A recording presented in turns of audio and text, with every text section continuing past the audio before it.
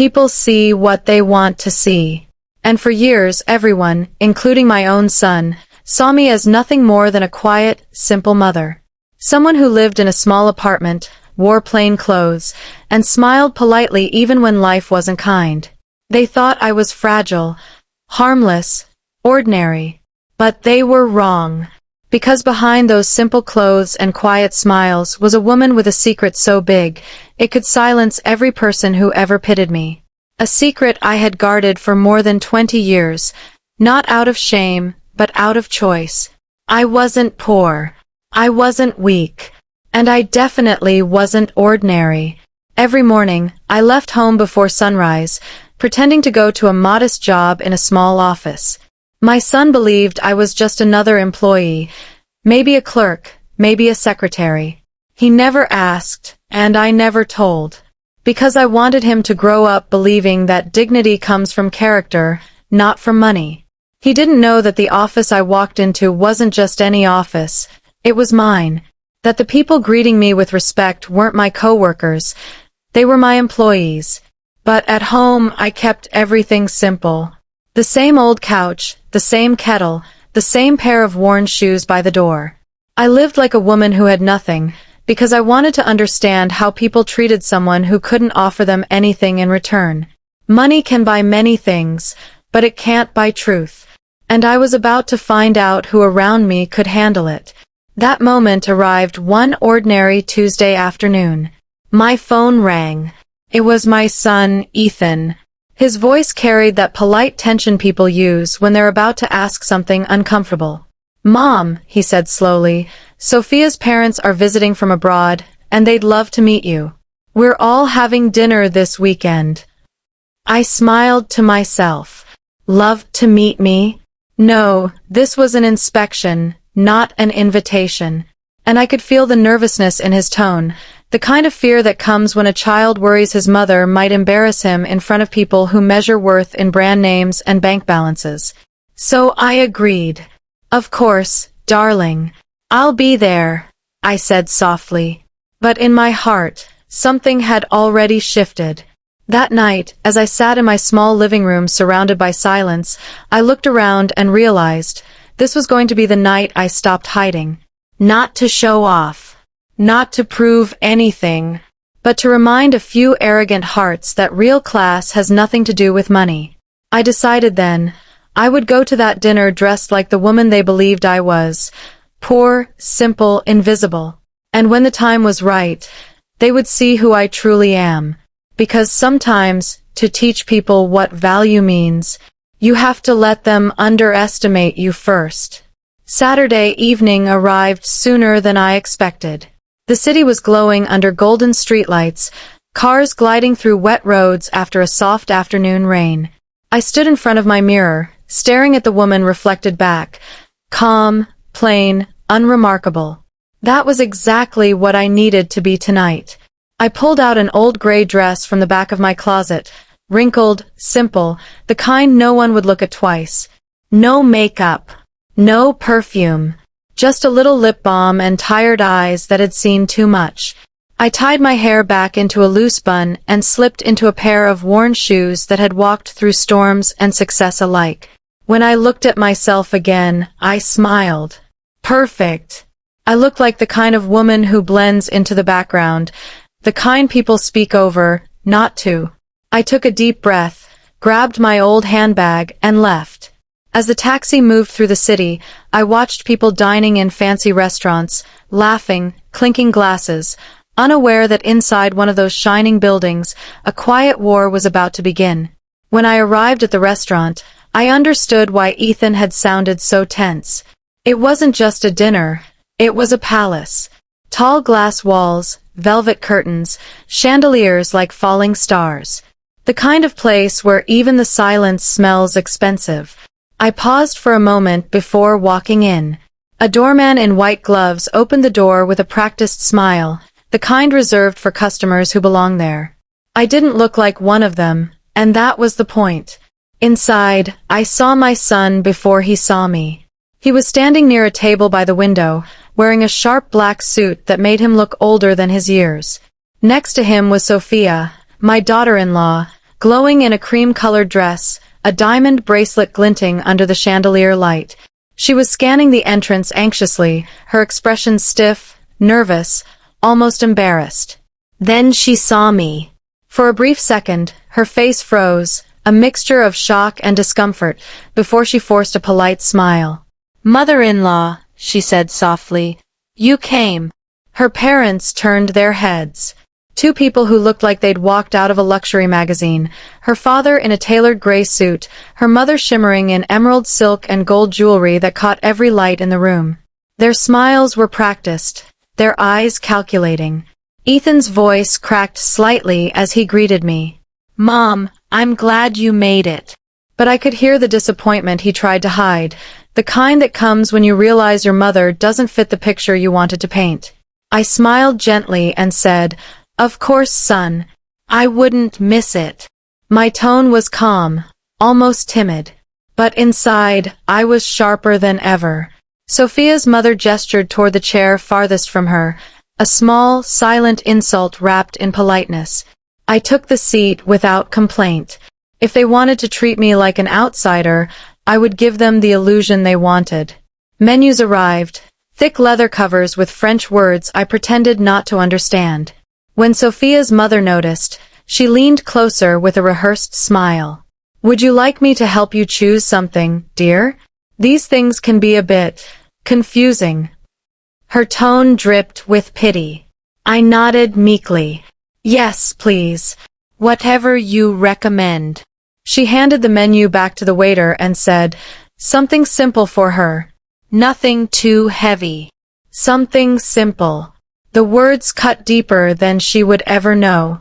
As they ordered wine worth more than some people's monthly salaries, they began talking, not with me, but around me. About their travels, their expensive hotel, their daughter's elite upbringing. Every sentence was a performance, carefully designed to remind me that I didn't belong. I listened quietly, my face calm, my heart steady. I had spent decades negotiating with people who could destroy lives with a signature. A couple of snobbish words weren't going to shake me. And yet, as I watched their fake smiles and subtle arrogance, a cold determination began to rise inside me. They thought they were evaluating me, deciding if I was worthy of their world. But they didn't realize I had already decided something far more dangerous. They were about to learn what happens when you underestimate a woman who knows her worth. A woman who has spent her entire life mastering silence, just so she can choose the perfect moment to speak. The restaurant was glowing under golden light, but the warmth never reached our table. I sat quietly, my hands folded in my lap, while Sophia's parents began talking as if I weren't there at all. They spoke about their travels to Paris, their luxury car, and the kind of champagne they preferred, each word chosen to impress, each glance filled with quiet superiority. I nodded politely, pretending not to notice the undertone in their voices. When the waiter brought the menus, I acted confused, tracing the French words with my finger as if I couldn't read them. Sophia's mother leaned closer and smiled, but her eyes were sharp. "Would you like me to order for you?" she asked. I gave a small smile. "If you don't mind." She nodded and said, "Something light for her. We don't want to overdo it." Her husband chuckled, and I saw the corners of Sophia's lips tighten, though she said nothing. My son, Ethan, looked down, embarrassed. I could feel his discomfort, the way he wished I looked different, spoke differently, belonged here. It hurt, but I didn't show it. I just smiled, the quiet smile of a woman used to being underestimated. As they began to eat, Sophia's mother continued talking, her every word dripping with polished arrogance. She mentioned the five-star hotel they were staying in, the jewelry she had bought just for the trip, and the simple little apartment her daughter and Ethan lived in, though her tone made it sound like a pity. "And you live alone, don't you?" she asked, turning to me.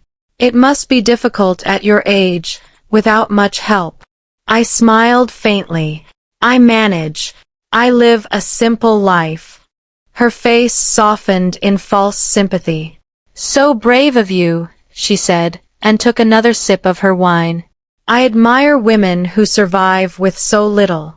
Of course, we always tried to make sure Sophia had the best.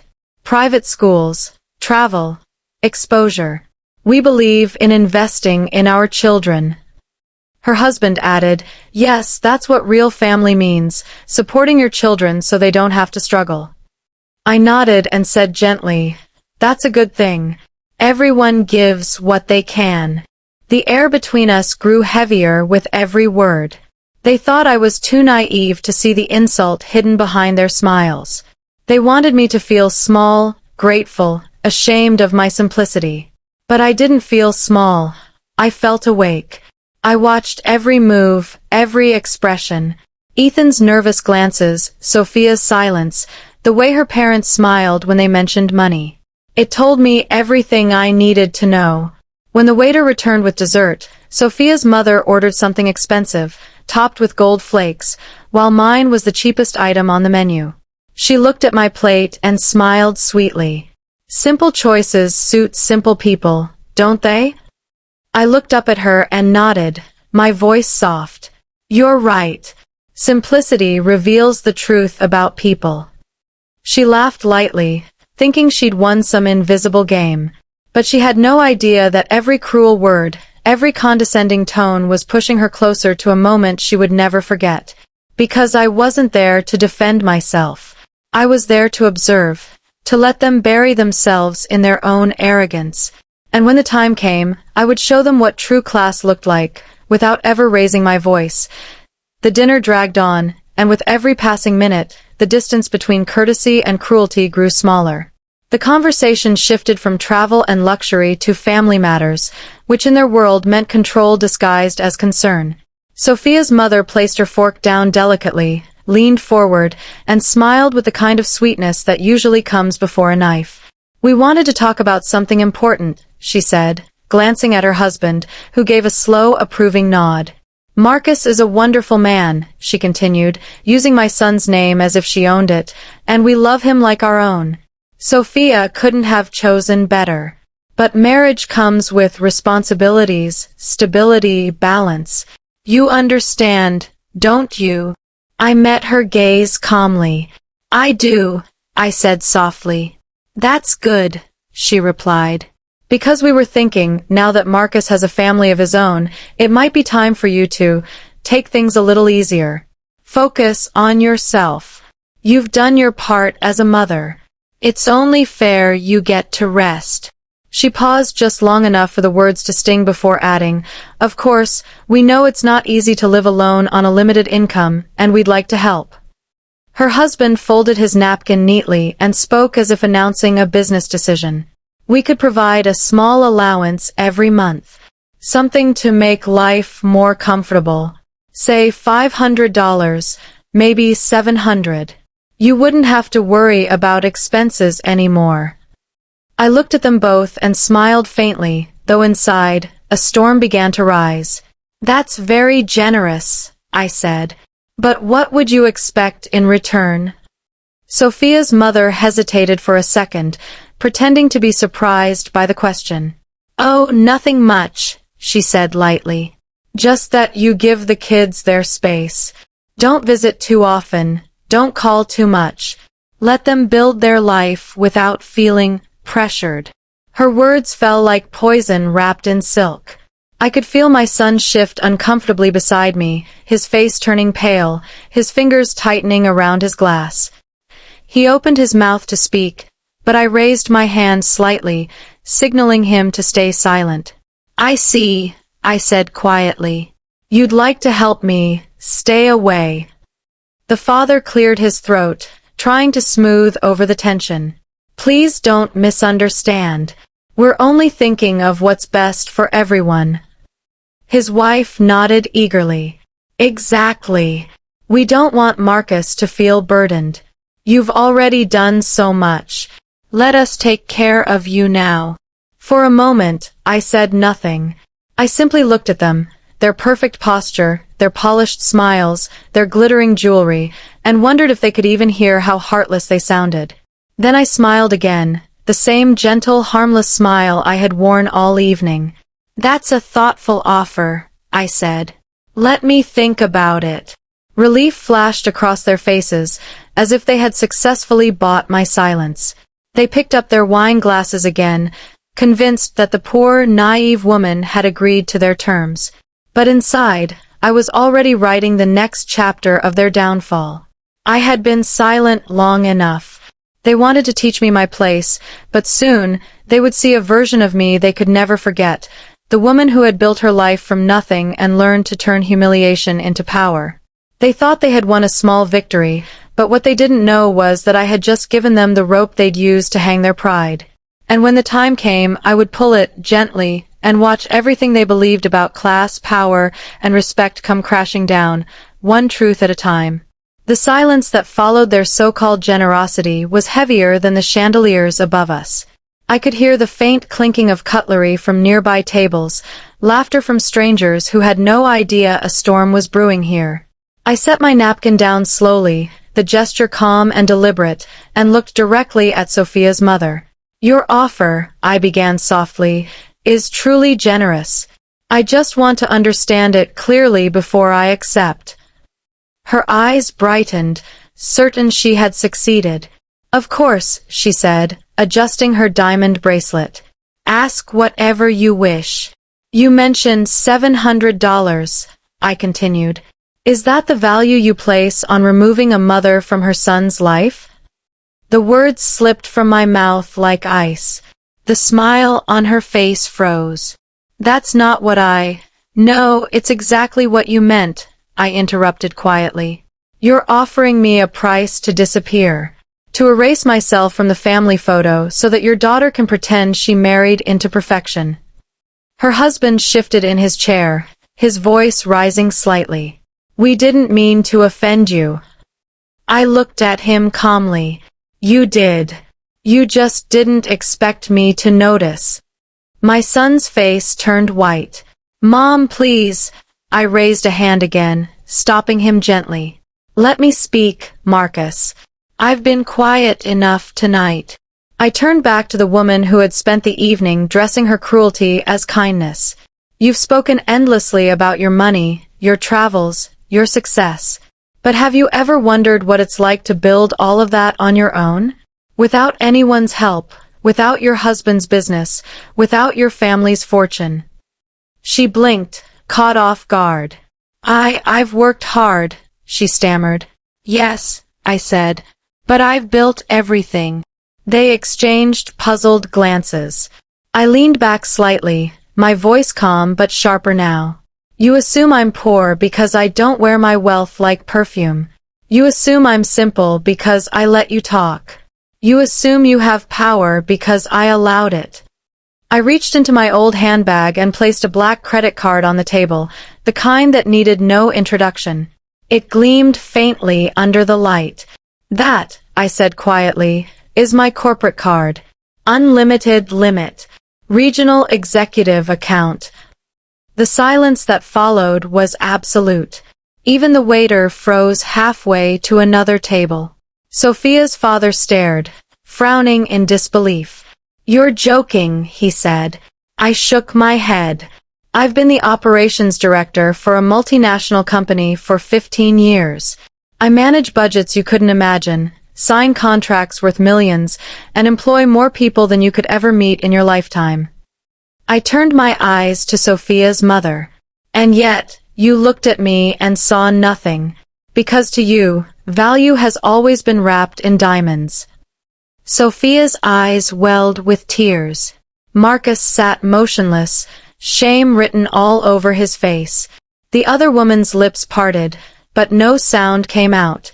I continued quietly, "You wanted to buy my absence for $700 a month. I could buy this restaurant tonight if I wished. But that's not the point. The point is, I don't measure people by what they have. I measure them by what they give. And you, both of you, have given nothing but arrogance." The color drained from their faces.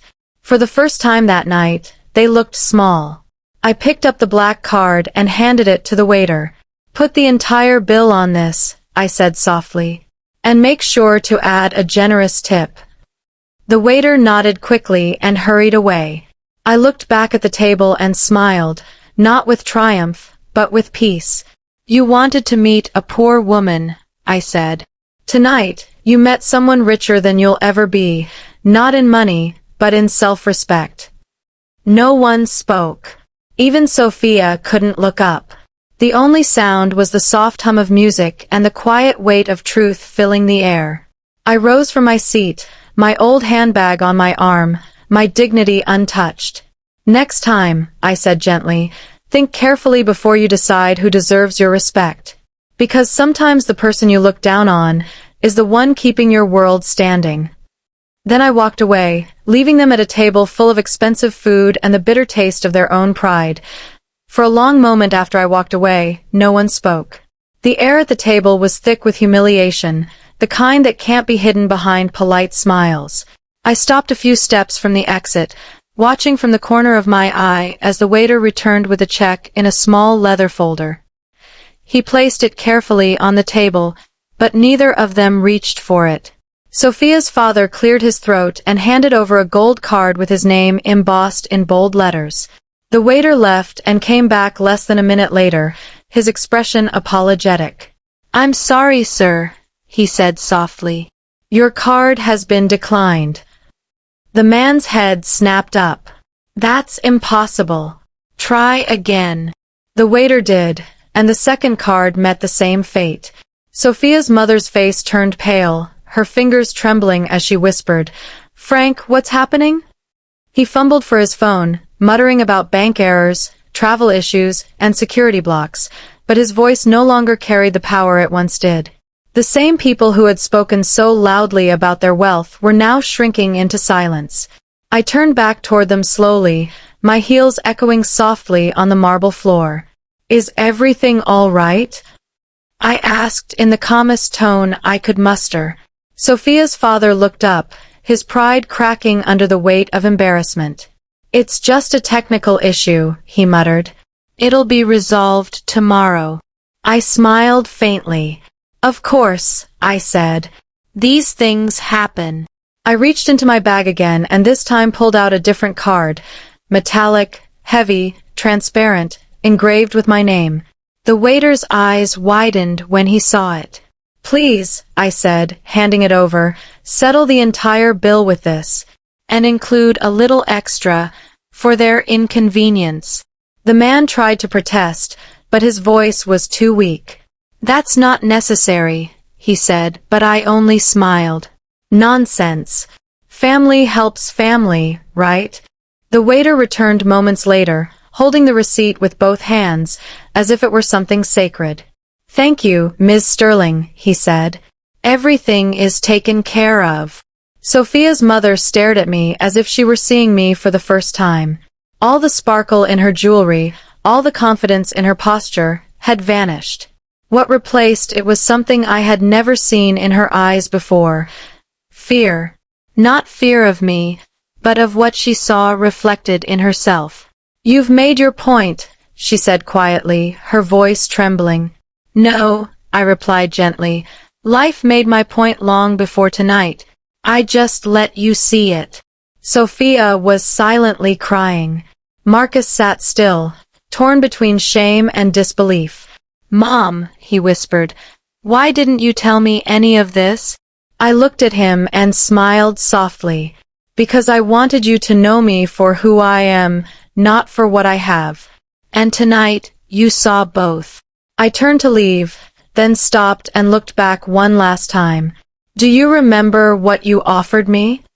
I asked. $700 a month to stay away.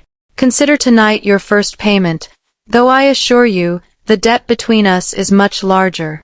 Sophia's father lowered his eyes, his voice small. "You've humiliated us." I shook my head. "No, Mr. Langford. I didn't humiliate you. I simply gave you the mirror you've been avoiding all your life. What you saw in it was your own reflection."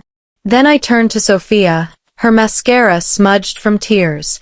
"Kindness costs nothing," I said softly. "But cruelty always comes with a price. Tonight, you saw how expensive it can be."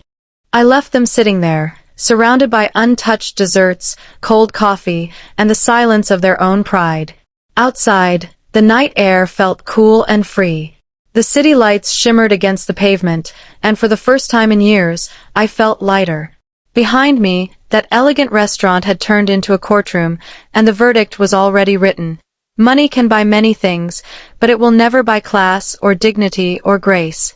I walked into the night with none of their wealth on my shoulders, but with everything they had lost: peace, pride, and the quiet strength that only truth can give. The city was quiet when I stepped outside, the air heavy with the smell of rain and the faint hum of streetlights. I called a taxi, and as it rolled through the sleeping streets, I looked out the window and let my thoughts settle. What happened inside that restaurant wasn't just a dinner, it was a revelation.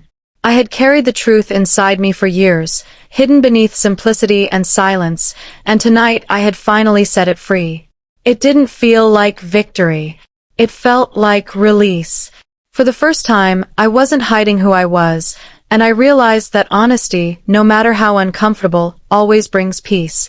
The taxi driver glanced at me through the rearview mirror. "Long night?" he asked kindly. I smiled. "You could say that." He chuckled softly. "You look like someone who just made a big decision." I thought for a moment. "Not a decision," I said. "A discovery." He nodded knowingly. Sometimes we need a storm to see who stands with us when the sky clears. His words lingered in my mind as I reached home. My small apartment greeted me with its familiar silence. The same walls, the same couch, the same little table near the window, but everything felt different now. The simplicity that others mocked was what kept me grounded. I made a cup of tea and sat by the window, watching the city lights fade into dawn. My phone buzzed. It was a message from Marcus. "Mom, are you home safe?"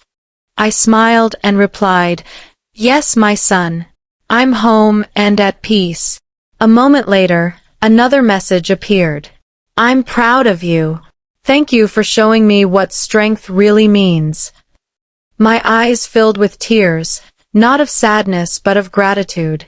For the first time, he had seen me, not as the quiet, ordinary mother he thought I was, but as the woman who raised him to stand tall even when the world tried to look down. 3 days later, Sophia came to visit. She arrived without makeup, without jewelry, her hair tied back and her eyes red from sleeplessness. "I came to apologize," she said, her voice trembling. "Not because I was told to, but because I finally understand. I saw what they did to you, how they spoke to you, and I stayed silent. I let their arrogance define the moment. I'm sorry." I gestured for her to sit down. "You don't owe me an apology," I said gently. "You owe yourself the truth." She nodded, tears spilling freely. "I used to think wealth made people powerful. But that night I saw power in silence, in the way you carried yourself, in how you didn't have to raise your voice to be heard. I want to learn that." I reached across the table and took her hand. "Then start by remembering this. Money can build walls, but respect builds bridges.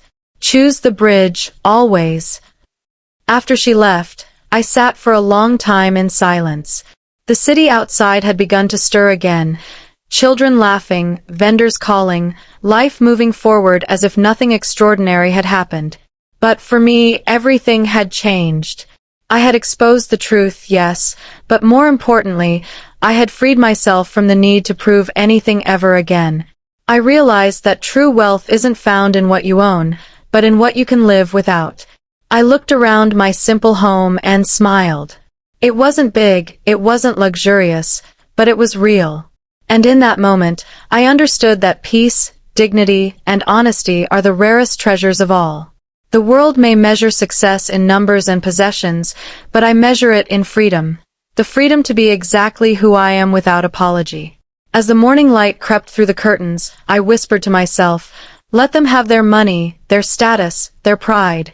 I have something they'll never buy, truth." And with that thought, I felt a quiet strength fill the room. Because sometimes, the most powerful victories don't make noise. They simply leave you standing taller, breathing easier, and walking away knowing you never needed to prove your worth to anyone. If this story touched your heartbroken heart or made you think twice about what true respect really means, then don't just scroll away. Speech balloon, tell me in the comments, what does real class mean to you?